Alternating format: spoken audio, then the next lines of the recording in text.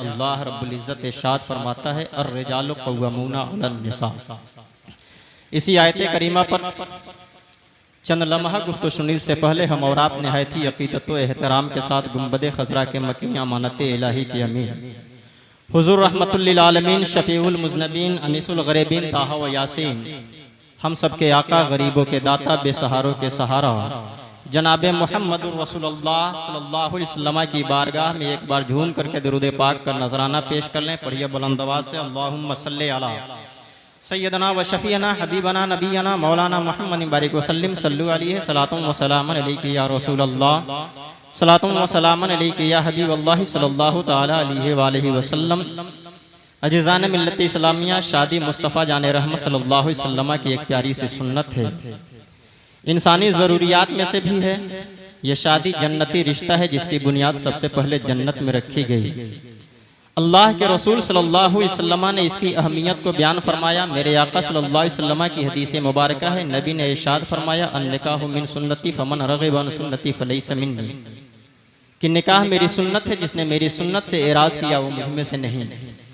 हजरात हम सब जानते हैं कि ये निकाह हमारी ज़रूरत में से है और ये बड़ा ही प्यारा रिश्ता है।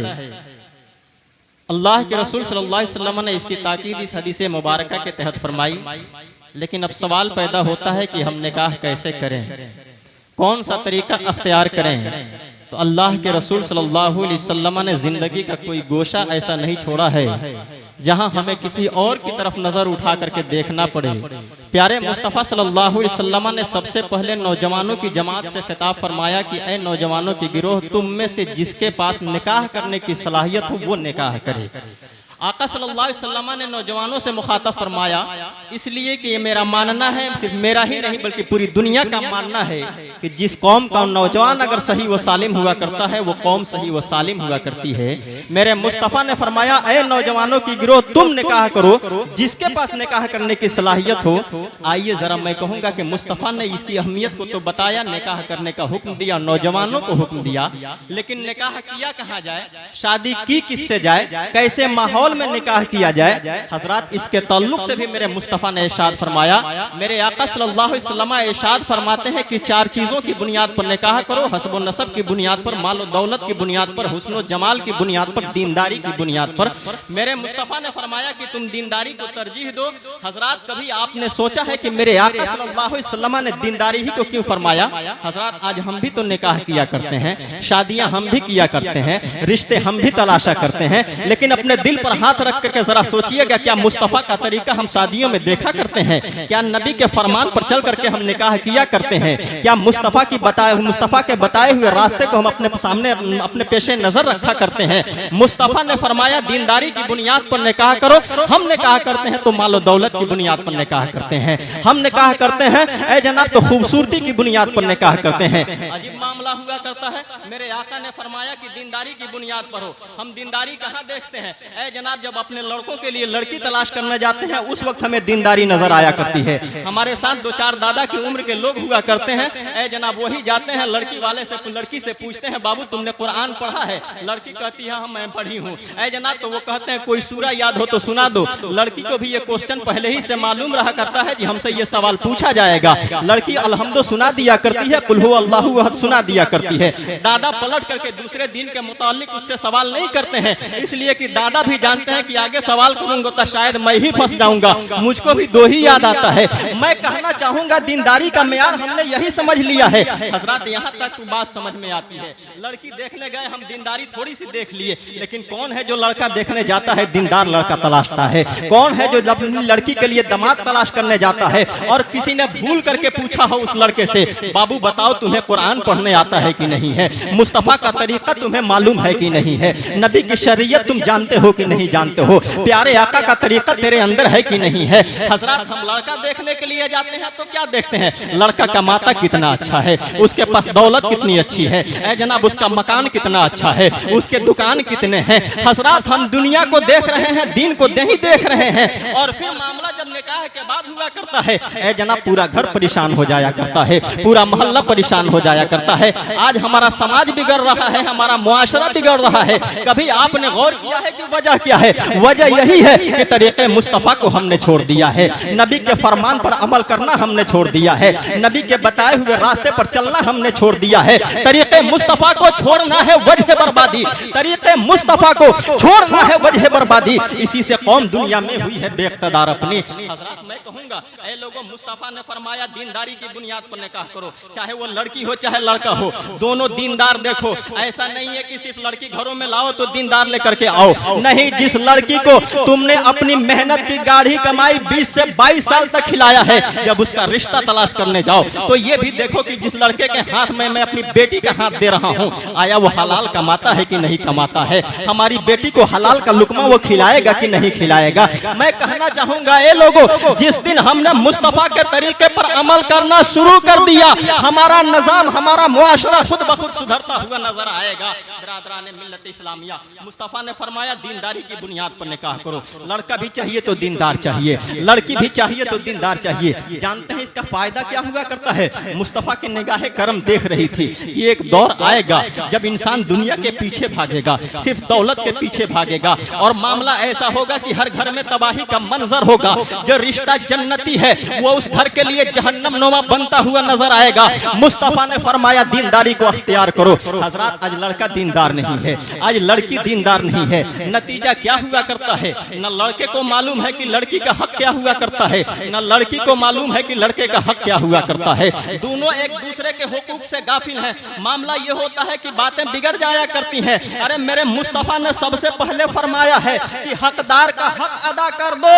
अगर तुमने हकदार का हक अदा कर दिया, जमाने में कभी इख्तलाफ हो ही नहीं सकता है। हजरात, आज हमारे भाई से इख्तलाफ किस बुनियाद पर होता है? हमारे पड़ोसी से इख्तलाफ किस बुनियाद पर होता है? हमारे आस पड़ोस रहने वालों से इख्तलाफ किस बुनियाद पर होता है? सिर्फ हक की बुनियाद पर होता है। हमने किसी का हक मारा है जिसकी बुनियाद पर इख्तलाफ है, हमने किसी का हिस्सा मारा है जिसकी बुनियाद पर इख्तलाफ है। हजरात, सिर्फ हक जमीन का नहीं हुआ करता है, मुस्तफ़ा ने पूरे इंसानों को एक दूसरे के हुकूक के साथ जोड़ दिया है। बेटा है तो बाप पे हक है, बाप है तो बेटे पे हक है, माँ है तो बेटी पे हक है, बेटी है तो माँ पे हक है, जनाब पड़ोसी का पड़ोसी पे हक है। हर किसी का एक दूसरे पे हक है।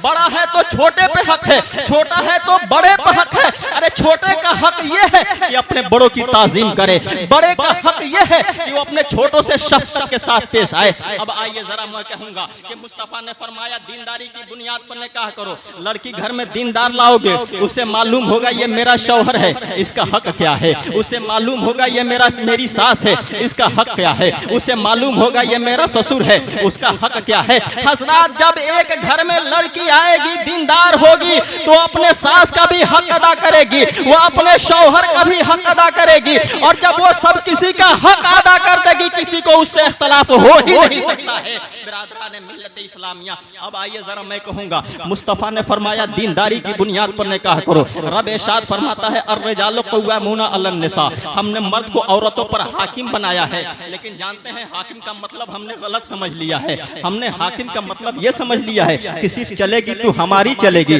बीवी का कोई हक नहीं है, जैसे चाहेंगे वैसे अपनी बीवी को रखेंगे। हजरात, आओ ना कुरान के मफहूम को समझा जाए, कुरान के मानी को समझा जाए, कुरान के मतालिब को समझा जाए। कुरान कह रहा है कि अर्रिजालु क़व्वामूना अलन निसा, हमने मर्द को औरतों पर हाकिम बनाया है। जानते हैं आज का हाकिम क्या करता है? बीवी से इख्तलाफ नहीं हुआ, उसे अपने से दूर कर दिया। बीवी से कोई बात नहीं हुई, थोड़ी थोड़ी सी बातों को आगे बढ़ा करके ऐ जनाब रिश्ते बिगड़ने की नौबत आ जा रही है। अभी आपने गौर किया है क्या सबब है कि हिंदुस्तानी हुकूमत को 3 तलाक के ऊपर कानून बनाना पड़ा था? कभी आपने फिक्र किया है? फिक्र कीजिए। और सिर्फ वह सबब यही है कि जब हमारी कौम में ये मसला बढ़ा था तो हिंदुस्तानी हुकूमत ने एक कानून बनाया था। लेकिन आओ, उसे बनाने की नौबत किसने दिया है? ये उसे बनाने पर मजबूर किसने किया है? हमने तरीके मुस्तफ़ा को छोड़ा है, कुरान को पढ़ना हमने छोड़ा है, कुरान को समझना हमने छोड़ा है। कुरान कह रहा है अर्रिजालु क़व्वामूना अलन निसा, मर्द औरत पर हाकिम है। हाकिम का मतलब आप क्या समझते हैं? ऐ जनाब, हाकिम होता कौन है? हाकिम होता है जो हुकूमत किया करता है, हाकिम होता है जो फरमारवा होता है, हाकिम होता है जो अपने मुल्क की रखवाली देखभाली किया किया करता है। हजरात अब आइए जरा तसव्वुर कीजिए, एक हाकिम की जिम्मेदारी क्या हुआ करती है। एक बादशाह अपने मुल्क का हाकिम हुआ करता है। हिंदुस्तान की सरजमीन पे हमारा प्राइम मिनिस्टर हमारे मुल्क का हाकिम हुआ करता है। आपने कभी सोचा है कि एक हाकिम की जिम्मेदारी क्या हुआ करती है, एक हाकिम का काम क्या हुआ करता है। हजरात, हाकिम का काम यह हुआ करता है कि हमारी हुकूमत में जितने लोग हैं हम सबको खुश रखें। हाकिम की जिम्मेदारी यह हुआ करती है कि हमारी रियाया जो भी है उनकी जरूरियात की हम तकमील करें। एक हाकिम की जिम्मेदारी होती है कि हम वक्त इस फिक्र में लगा रहे कि कैसे हमारी रियाया आगे बढ़े, तरक्की करे, खुशहाल रहे। हजरात जानते हैं, लेकिन उसी हुकूमत में रहने वाले कुछ खित्ते और कुछ इलाके ऐसे होते हैं जहां जिन्हें हुकूमत से इख्तलाफ हुआ करता है, जो हुकूमत के बागी हुआ करते हैं। लेकिन हाकिम क्या करता है, कभी आपने गौर व फिक्र किया है? हाकिम ऐसा नहीं करता कि अगर मुल्क के किसी गोशे में इख्तलाफ हो तो मुल्क के उस हिस्से को अपने मुल्क से अलहदा कर दे, ऐसा कभी नहीं आपने सुना होगा। हाकिम उस वक्त डिप्लोमेसी का इस्तेमाल किया करता है, अच्छी तदबीरें इस्तेमाल किया करता है, अच्छे योजनाओं को वहां पे लागू किया करता है। उसकी पहली कोशिश ये हुआ करती है कि ऐसी तदबीर हम करें, ऐसा तरीका अख्तियार करें कि जो लोग मुझसे नाराज हैं वो खुश हो जाएं, जो मुझसे बागी हैं वो हमारे अपने हो जाएं। कुरान आओ, कुरान कह रहा है अर्रिजालु क़व्वामूना अलन निसा, हमने मर्द को औरतों पर हाकिम बनाया है। कुरान ऐलान कर रहा है कि ऐ लोगों आओ, कुरान के मफहूम को समझो, रब ने तुम्हें हाकिम बनाया है। तो ऐसा नहीं है अगर बीवी में कोई कमी देखो तो उससे अपने से जुदा कर दो, ऐसा नहीं है कि बीवी में थोड़ी सी कमी नजर आए तो तलाक के जरिए उससे अलग कर दो, बल्कि हमने तुम्हें हाकिम बनाया है। अच्छी डिप्लोमेसी लेकर के आओ, अच्छी तदबीरें अख्तियार करो और ये कोशिश करो कि हम कौन सा काम करेंगे कि हमारी बीवी भी हमसे खुश रहेगी, हम कौन सा काम करेंगे कि हमारे जिस्म का हिस्सा हमसे लगा लिपट करके रहेगा। हजरात, कुरान इसी की तरफ इशारा कर रहा है, अर्रिजालु क़व्वामूना अलन निसा, मर्द औरतों पर हाकिम बनाया गया है। लेकिन आज हमने उसके मफहूम को उल्टा समझ लिया है, हमने उसके मतानी को समझा नहीं है। हजरात, यही सबब है कि मुस्तफ़ा ने इरशाद फरमाया है, मुस्तफ़ा ने इरशाद फरमाया है कि दीनदारी की बुनियाद पर निकाह करो। हजरात, दीनदारी का सबसे बड़ा फायदा यही हुआ करता है कि जो लड़का दीनदार होगा वो हकीकत को समझेगा, जो लड़की दीनदार होगी वो कुरान और अल्लाह के रसूल सल्लल्लाहु अलैहि वसल्लम के फरमान को समझेगी। और यकीन जानिए, जिसने मुस्तफ़ा के तरीके को समझ लिया जमाने में वही इंसान मुमताज हो जाया करता है। जिसने मुस्तफ़ा के तरीके पर चल करके जिंदगी को गुजार लिया वही इंसान कामयाब होता है। इसलिए मैं अर्ज करना चाहूंगा, चाहे लड़का हो या लड़की, सबसे पहले जरूरी है कि हम उसे उसके अंदर दीन की तालीमात को देखें, ऐ जनाब उसके अंदर मुस्तफ़ा के तरीके को देखें। और यकीन जानिए, जिस दिन हमने अपनी बच्चियों को हाथ दीनदार के हाथ में देना शुरू कर दिया और अपने घरों में दीनदार लड़कियों को लाना शुरू कर दिया, हमारा मुआशरा वहीं से बनता हुआ नजर आएगा, वहीं से हमारे मुआशरे में ऐ जनाब इनकलाब आता हुआ नजर आएगा। इसलिए कि ये मुस्तफ़ा की हदीस है, मेरे आका ने फरमाया है कि दीनदार की वजह दीनदारी की बुनियाद पर निकाह करो। हजरत, तो यही मुझे अर्ज करना था। अल्लाह रब्बुल इज्जत की बारगाह में दुआ है कि परवरदिगार आलम हम तमामी लोगों को प्यारे आका सल्लल्लाहु अलैहि वसल्लम के रास्ते पर चलने की तौफीक और रफ़ीक अता फरमाए। अस्तगफिरुल्लाह रब्बी मिन कुल्लि ज़म्बिन व तूबु इलैह व आखिरु दवाना अल्हम्दुलिल्लाह।